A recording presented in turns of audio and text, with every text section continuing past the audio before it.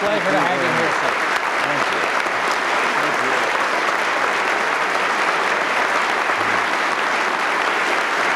Thank you very much.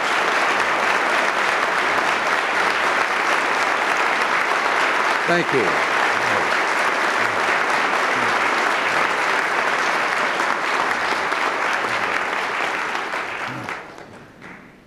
Well, I thank you for that genuine Oklahoma welcome.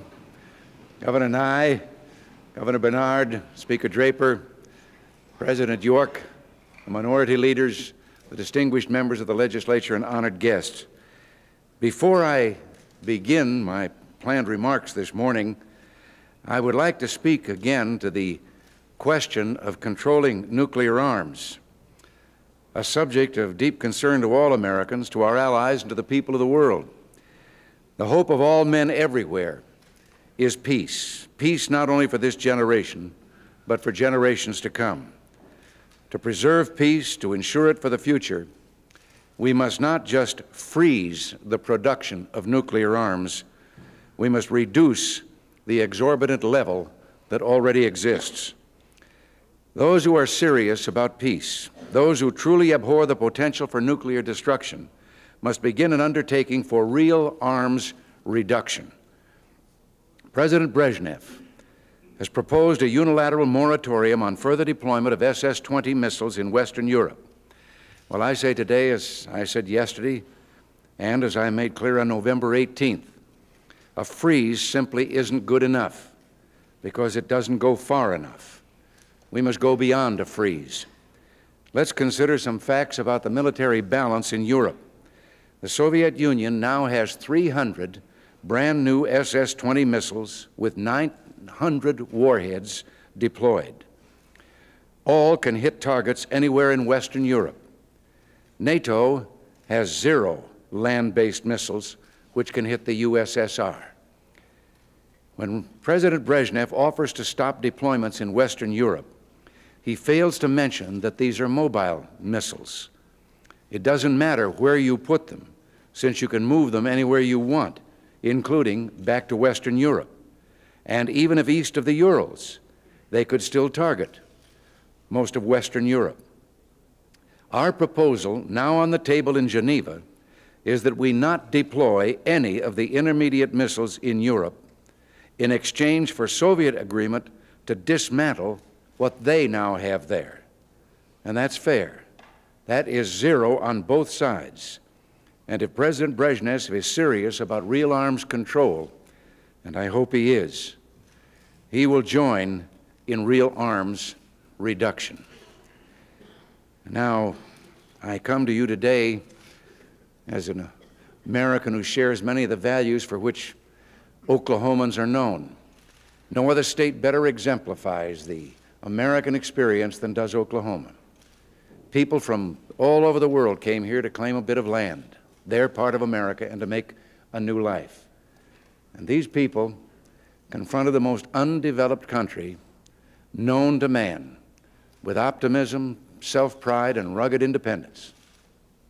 Edna Ferber's epic Cimarron captured this spirit when her hero proclaimed, "Here, everything's fresh. It's all to do, and we can do it. There's never been a chance like it in the world. We can make an empire out of this Oklahoma country." Well, this is the vitality that captured the imagination of the world. It's the fabric of which Oklahoma and America are made. The people who settled here not only endured, they triumphed. Some who've never lived in this state often wonder why, with a population of only 3 million, you can produce such great football teams. Well, after overcoming tornadoes, floods, drought, and Oklahoma winters, toting a ball down a field 100 yards just isn't such a hard job, even if there are 11 guys in front of you trying to stop you. Standing here today, it's easy to forget the pessimism so uncharacteristic of America that swept this country only a short while ago. 2 decades of economic folly had brought our people to the edge of despair. In the closing months of 1980, our once proud economy was gasping for breath. Inflation had been running at double-digit levels for 2 consecutive years with no relief in sight. At the same time, unemployment was near 8 million. The savings rate had plummeted to the lowest of any industrial country, and interest rates were the highest that they'd been since the war between the states, 21.5%. The very character traits that built our country were under attack as never before. Instead of job-creating investment, people put their money into non-productive inflation hedges, and who could blame them? High taxes and inflation, meanwhile, undermined the incentive to work or save. Quick deals became safer than long-term economy-building projects. Oklahoma's state motto, "Labor conquers all things," is right on target. Yet in the last 2 decades, the last thing our system encouraged was labor progress, and progress ground to a halt. We couldn't have stayed on the path we were on. You know it, and I know it. With some fine bipartisan cooperation in the Congress, including most of Oklahoma's congressional delegation, we've charted a course that will lead to a better life for all Americans. We've come a long way already. Federal growth is being brought under control. With the backing of Republicans and concerned Democrats from Oklahoma, we have cut the rate of annual growth in spending nearly in half. Ever-increasing taxation was bleeding the economy dry. Well, we've set in place a 3-year tax reduction program that will, if we've got the courage to stick with it, give new life to the economy. Vice President Bush is directing an energetic attack on excessive federal regulation that strangles progress at every turn. Already, the number of new pages in the Federal Register, the book which lists new regulations, has been cut by 1/3.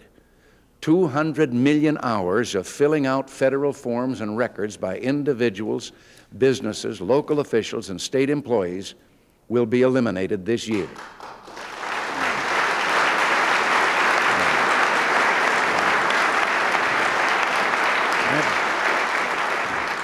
That's the equivalent to 95,000 people working on red tape 40 hours a week for the entire year. May I pause just a second and interject a little experience of my own that I knew about before I got there. I'm going to do something if it's still going on. But just to show you how ridiculous things can be, there was a fellow there whose job was sitting in a particular department, and all the papers came to his desk, and he looked at them and then initialed them and routed them on to the particular area that they should go to. And one day a classified paper arrived there. But it came to his desk, so he looked at it, figured out where it should go, put on his initials, and sent it on its way. And 2 days later, it arrived back at his desk. And the note with it said, "You weren't supposed to see this. Erase your initials and initial the erasure."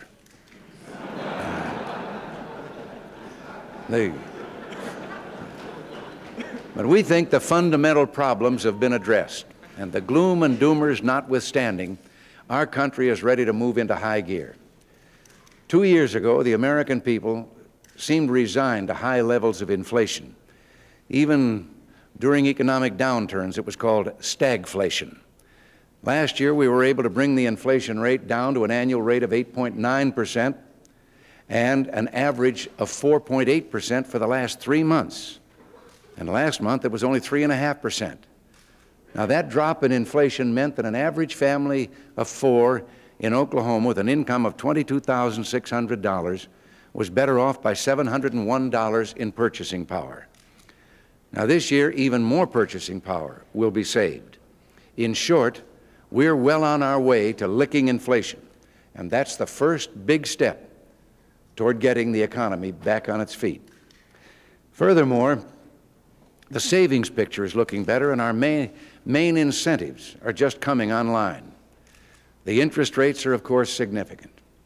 Some would have you believe that high interest rates are a policy of this administration. Well, let's set the record straight on that. We inherited those interest rates which were, as I said, running over 21%. We've decreased them by more than 1/5, and that downward trend should continue. We're getting interest rates down, but what we will not do is resort to a quick fix that might unleash runaway inflation again. Clearly, unemployment remains far too high in too much of the country. not here.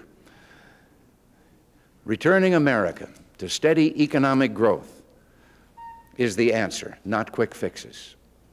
And that's what our program is all about. And it will work if we give it time to take hold. I know how frustrating these times are for so many who are living right on the ragged edge. I grew up in a family in the Great Depression that felt the pain of economic downturns. I saw what unemployment at that time did to my own father. Today, all of us must remain conscious of the suffering behind the statistics. This realization should give us the resolve to get to the heart of our economic ills. One area of justifiable concern is the deficit. And believe me, we take it as seriously as any problem facing us. But let's recognize why such a huge deficit is projected. It is not, as some would have you believe, a product of our tax cuts. Our program went into effect October 1st, but the American people have yet to experience any real cut in their taxes. So far, we've simply decreased the size of the already scheduled tax increases that were passed in 1977. During the last 20 years, just about any interest group with a high-sounding purpose and enough funds to hire a lobbyist was able to wangle a commitment of some kind from the federal government. Many on Capitol Hill were like that gal in the musical Oklahoma who just couldn't say no. The big spenders of the last 2 decades got us in a terrible fix by committing us to finance too many things we just can't afford. They always started easy, like $1 down and pay later, and pay we did. And that's where this deficit came from. The answer, of course, is reducing government spending. And to that end, I'll talk to anyone with constructive suggestions. I hope to cooperate with the Congress to achieve this. But my first and foremost responsibility is to the American people who are still suffering from the failed policies of the past. However, let me say this. Bringing down the federal deficit cannot take priority over the security of the United States. The top priority of the federal government is the safety of this country. If the choice must be made between balancing the budget, and I want to do that, or national security, I must come down on the side of national security.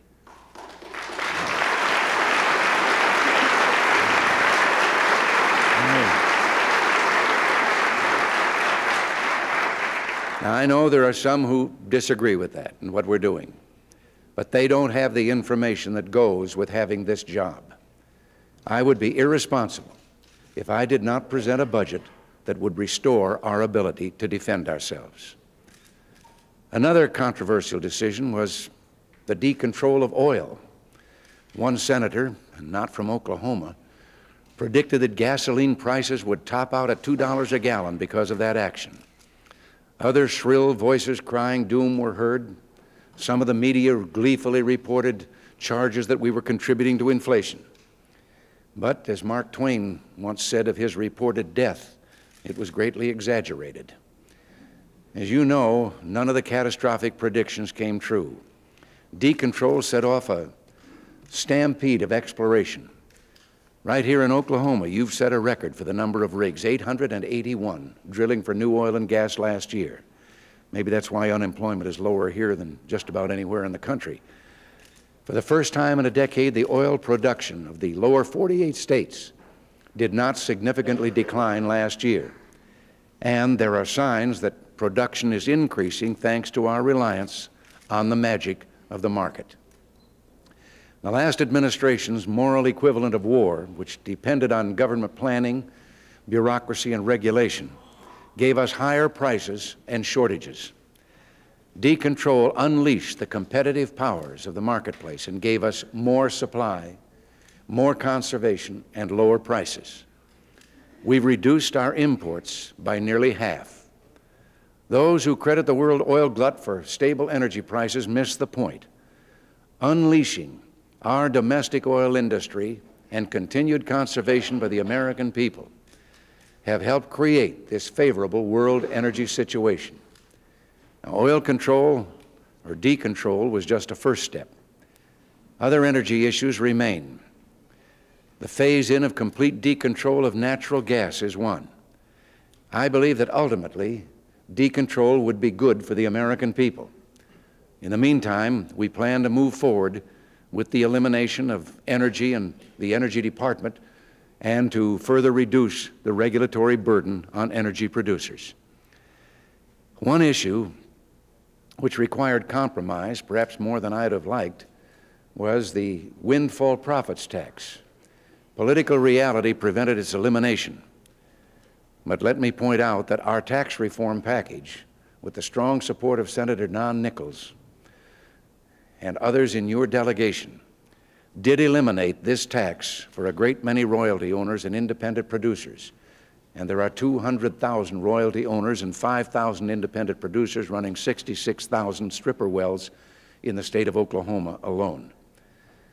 While we're talking about taxes, I'd like to mention a tax that I've always considered especially repugnant. It severely threatens survival of the family farm and the family-owned business. We didn't get the inheritance tax totally abolished, but I am proud to say that our tax bill did eliminate the inheritance tax for surviving spouses and raised the exemption on farms from $175,000 to $600,000 by 1987.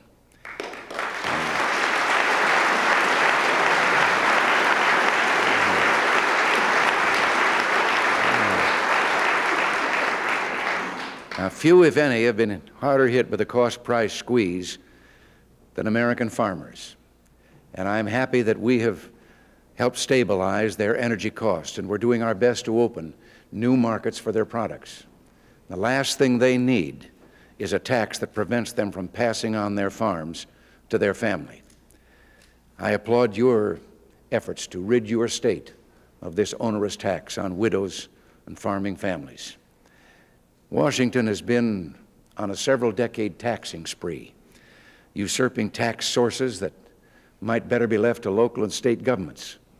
In the last 5 years, between 1976 and 1981, federal taxes doubled and federal deficits increased to almost record levels. One of your native sons, Will Rogers, had a lot to say about taxes. If he were alive today, one wonders what he would think, considering that he said the taxes were too high back in the 1930s. He said, "Lord, the money we do spend on government." And Will said, "It's not one bit better than the government we got for 1/3 the money 20 years ago." Well, this is once we can really say, you can say that again.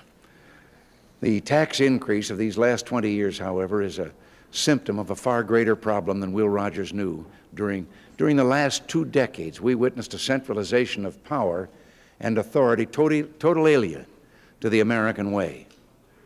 It has undermined the system of checks and balances and the division of powers that have long protected the freedom of our people.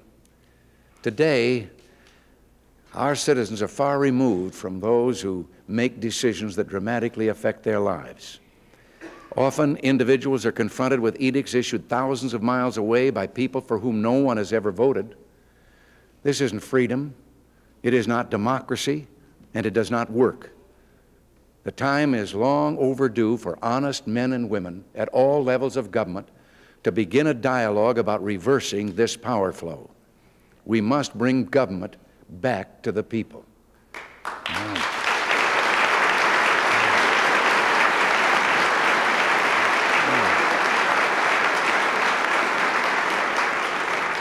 Now, this is not a partisan issue, although some would use that tactic in order to distract us from our task. I believe that those who try to undercut or ignore this issue do so at their own peril. The people are justifiably frustrated and angry. A few years ago, they felt the same way about taxes when the politicians didn't act. Grassroots activity like Proposition 13 in California, Proposition 2.5 in Massachusetts swept across America. Undoubtedly, there are those who honestly believe that it's better to centralize power in Washington. They theorize that central planning is more efficient. But with all due respect to that opinion, after nearly half a century of big government waste and blundering, it's kind of hard to take their arguments seriously. Others who oppose a transfer of authority back to the states claim the states are unable or unwilling to handle the responsibility. But isn't this just a nice way of saying that state governments are filled with heartless incompetence? During my years as governor of California, I found state and local government to be in the hands of conscientious people who are certainly more in tune with the desires and needs of local citizens than the federal government 3,000 miles away could possibly be, no matter how compassionate and well-intentioned it might be. The argument, of course, is also made that it's easier to affect the Congress than a state legislature. The Congress is more responsive, or so they say. Well, that seems rather odd. It suggests that influencing 535 elected officials in Washington, men and women who must be concerned about the entire country, is easier than getting the attention of 149 legislators in Oklahoma City. Well, after listening to that, one gets the impression that someone isn't being candid. Perhaps some oppose federalism not because the states are incompetent, but because they're too efficient. Not because they're unresponsive, but because they're too responsible. The truth may be that special interest groups enjoy dealing with unelected officials with the power to hand out tax money, officials far removed from localities, and all collected in one place, not in 50. It's the lack of people paying the bill that makes this relationship with the federal bureaucracy so attractive. I believe that given the resources and flexibility, the state and local government can more efficiently handle programs that have rightfully belonged under their authority all along.